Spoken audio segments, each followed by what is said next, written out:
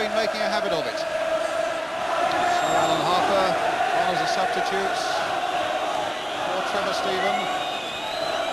It's the impression there with that picture that he's just about given everything that he's got to give. Stevens, Keith, still Neil, claiming that he was shoved off the ball there. Bailey, Robinson couldn't keep it in. It'll be an Everton throw. 6 minutes to go. Gray up, Sharp up, Keith up. Now can Harper make it? Yes, he can! 1-1.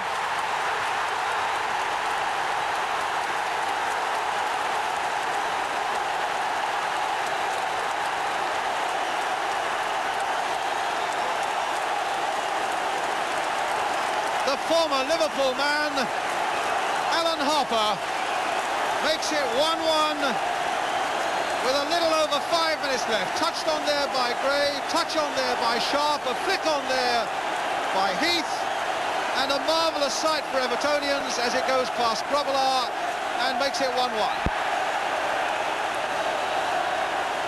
What a story.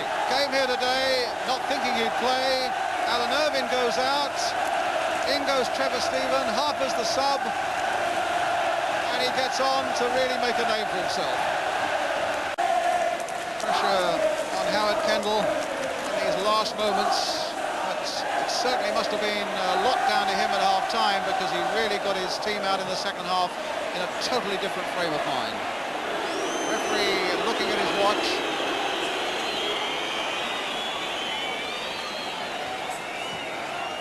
The final whistle. And in the end, probably the right result.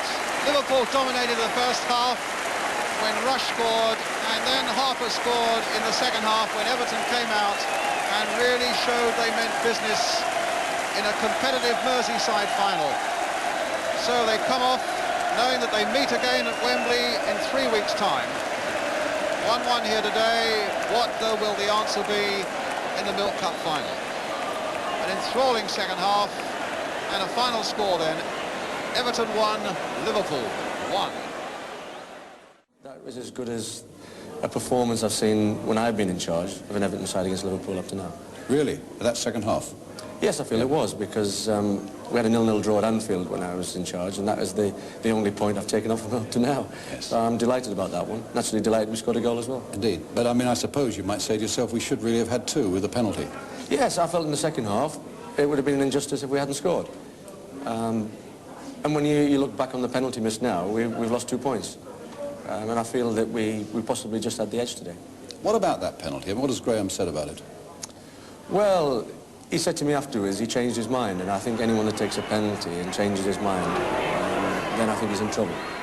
So I think that we're going to have to consider maybe changing our penalty taker. Yes. We've both got problems. I think Liverpool have got problems as well. Well, Phil Neal missed one last week, of course, yeah, didn't he? That's right. Does that give you any lessons for the Milk Cup final that's coming up? Does it say anything about that Wembley game, do you think?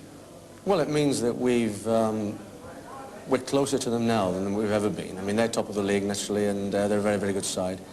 But we're closer to them. I think on today's performance, I think we proved that. I think our fans can go down to London now with optimism. I certainly will.